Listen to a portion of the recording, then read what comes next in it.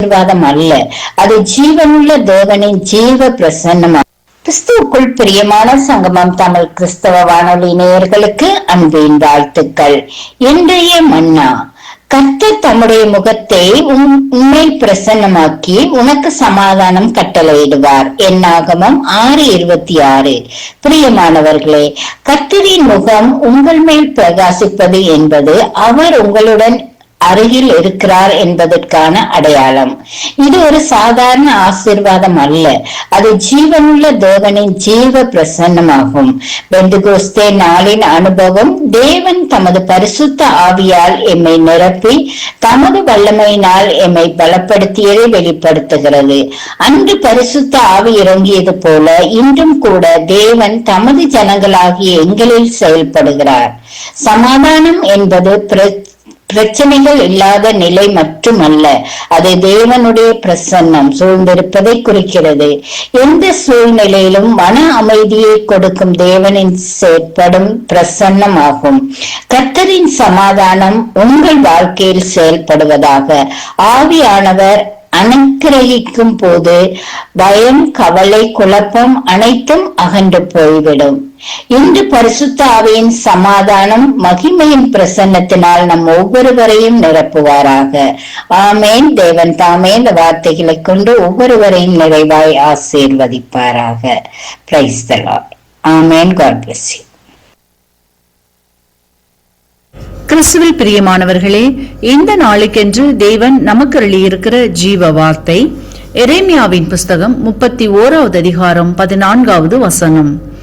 என் ஜனங்கள் நான் அளிக்கும் நன்மையினால் திருப்தியாவார்கள். எனக்கு அருமையான சகோதர சகோதரிகளே, இன்றைய நாளில் கர்த்தர் உங்களை நன்மைகளினால் திருப்தியாக்கி ஆசிர்வதிக்கின்ற நாளாய் வாக்கு பண்ணி உள்ளார். இன்றைக்கும் உங்களில் அநேகர் ஆத்துமாக்களிலே வறண்டு போய் சமாதானம் இல்லாமலும் திருப்தியானவைகள் உங்களுடைய வாழ்க்கையில் காணாமலும் நன்மையானவைகளை தேடி தேடி நன்மைகள் நம் வாழ்க்கையில் நடக்காதா என்று அங்கலாய்த்து ஆத்துமாவிலே பலன் இல்லாமல் சோர்ந்து போய் காணப்படுவீர்களானால், இன்றைக்கு உங்களுக்காய் தேவன் வானத்து பனியையும் பூமியின் கொழுமையையும் மிகுந்த தானியத்தையும் திராட்சரசமும் ஆகிய நன்மையானவற்றை தருகின்றார். நன்மையான எந்த ஈவும் பரத்திலிருந்து பிதாவால் அருளப்படுகிறவைகள். ஆதலால் பிதா இன்றைக்கு உங்களை திருப்தியாக்கி நன்மையானவைகளை காணச் செய்து ஆசிர்வதிக்கின்றார்.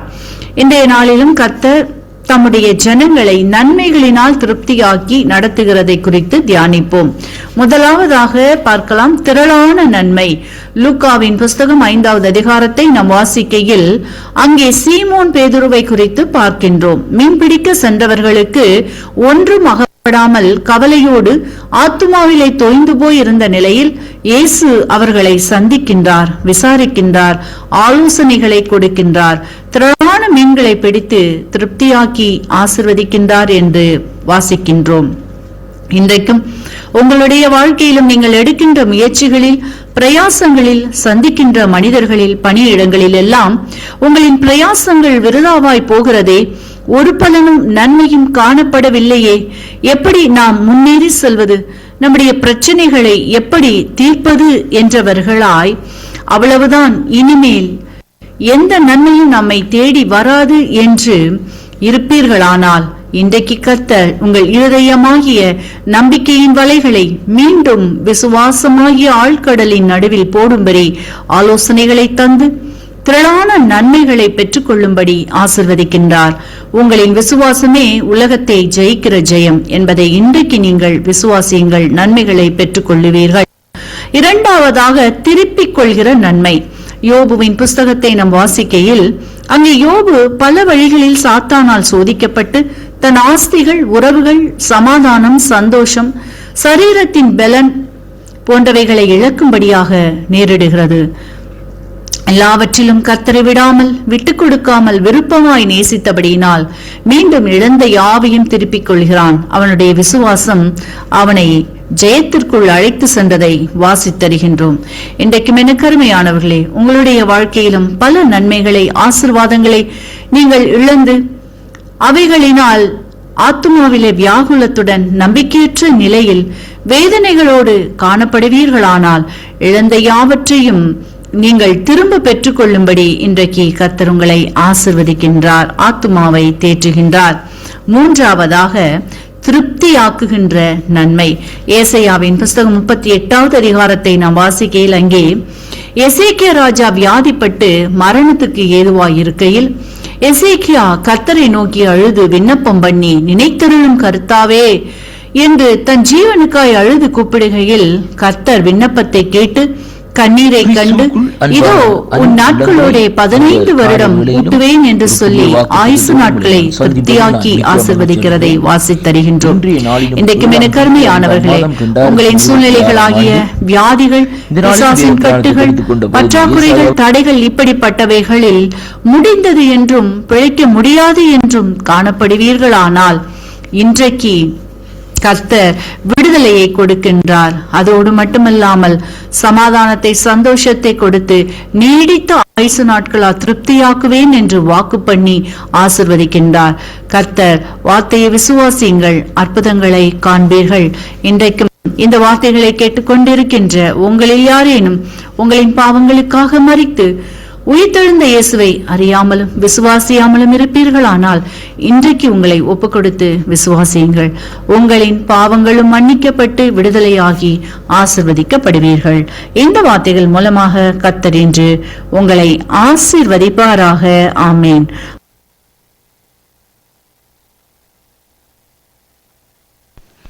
கிறிஸ்துவுக்குள் அன்பான அன்பு உள்ளங்களை, இந்த காலை வேளையிலும் ஒரு புதிய வாக்குத்தத்தத்தோடு உங்களை நான் சந்திப்பதில் நான் மிக்க மகிழ்ச்சி அடைகிறேன். இன்றைய நாளிலும் 7ஆம் தேதி 5ஆம் மாதம் 2026ஆம் ஆண்டு. இந்த நாளிலும் வேத தியானத்துக்கு எடுத்துக்கொண்ட பகுதி ஏசாயாவின் தீர்க்க தரிசன புஸ்தகம் 46வது அதிகாரம் 4வது வசனம். உங்கள் முதிர் வயது வரைக்கும் நான் அப்படி செய்வேன், நரை வயது மட்டும் நான் உங்களை தாங்குவேன்.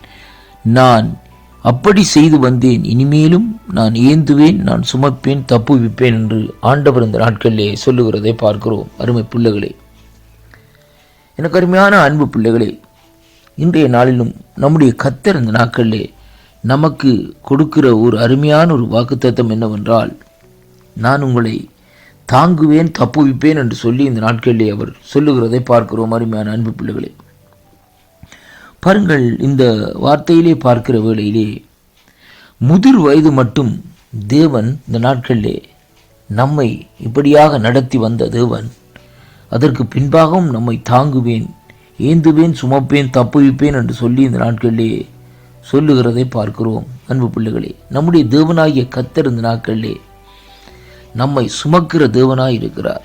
வேதம் சொல்லுகிறது, ஒரு தாய் நம்மை இந்த நாட்களிலே தேற்றுவது போல் நம்மை தேற்றி சுமக்கிற தேவனாய் இந்த நாட்களிலே இருக்கிறார். அப்படியாக நம்மேலே இந்த நாட்களிலே அன்பு வைத்த அந்த ஜீவனுள்ள தேவன் இந்த நாட்களிலே நம்மை இந்த நாட்களிலே நம்முடைய பிரச்சனைகள், நம்முடைய நெருக்கங்கள், நம்முடைய துன்பங்கள், நம்முடைய கலக்கங்கள் மத்தியிலும் தேவன் இந்த நாட்களிலே நம்மை ஏந்தி, நம்மை சுமந்து, நம்மை தப்புவிப்பார் என்பதை இந்த வாக்குத்தத்தத்தின் ஊடாக இன்றைக்கு நாங்கள் அறிந்து கொள்ள வேண்டிய காரியமாக இருக்கிறது.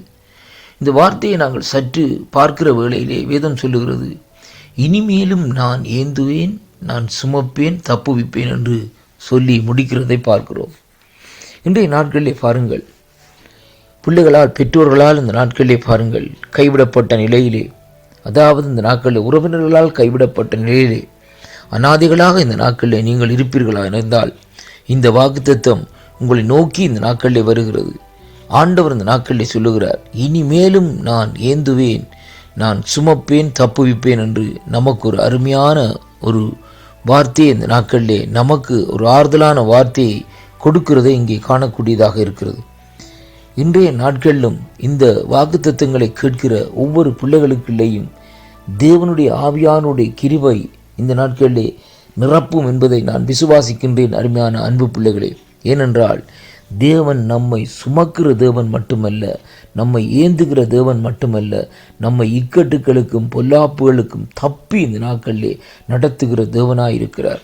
அதனாலே அருமை பிள்ளைகளே, உங்களுடைய வாழ்க்கையிலே அல்லது உங்களுக்குள்ளே ஒரு கலக்கம் அல்லது ஒரு திகைப்பு இந்த நாட்களிலே இருக்குமா இருந்தால், என்னுடைய ஆண்டவர் இந்த நாட்களிலே உங்களுக்கு ஒரு காரியத்தை சொல்லுகிறார். எப்படி என்றால், நான் எல்லாவற்றையும் நீக்கி உங்களை தப்புவித்து நடத்த நான் வல்லவராயிருக்கிறார். அதனாலே என்னை நோக்கி கூப்பிடுங்கள், அப்பொழுது நான் உங்களுக்கு அறியாதும் எட்டாதுமான காரியங்களை செய்து உங்களை விடுவிக்க நான் வல்லவராயிருக்கிறேன் என்று சொல்லி இந்த வார்த்தை ஊடாக நாங்கள் இன்றைக்கு அறிந்து கொள்ளக்கூடியதாக இருக்கிறது. அதனால் எனக்கு அருமையான அன்பு பிள்ளைகளே, கர்த்தருடைய வாக்குத்தத்தங்களை விசுவாசியுங்கள். மனுஷன் நம்மை கைவிடலாம், மனுஷன் நம்மை புறக்கணிக்கலாம், மனுஷன் நம்மை தள்ளிவிடலாம். ஆனால் இந்த வானத்தையும் பூமியும் உண்டாக்கின கர்த்தர் ஒருவர் ஒருபோதும் இந்த நாட்களிலே நம்மை தள்ள மாட்டார். ஏனென்றால் அவர் நமக்காகத்தான் கல்வாரியிலே சிலுவை சுமந்தது மட்டுமல்ல, கல்வாரியிலே நம்முடைய அக்கிரமங்கள் பாவங்களுக்காக இரத்தம் சிந்தி இந்த நாட்களிலே நம்மை மீட்டு கொண்டார் என்பதை இந்த வாக்குத்தத்தத்தினூடாக அறியக்கூடியதாக இருக்கிறது.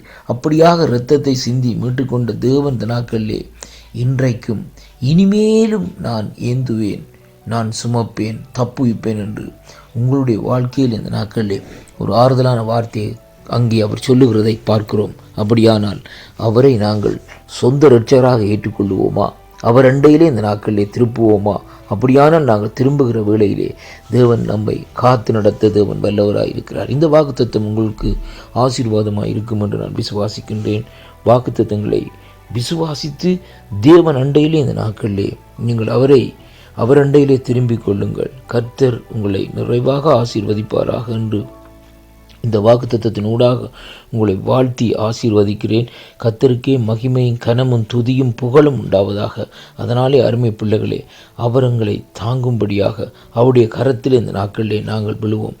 கர்த்தர் உங்களோடு கூட இருப்பாராக. ஆமேன், ஆமேன், ஆமேன். கர்த்தருக்கு மகிமை உண்டாவதாக.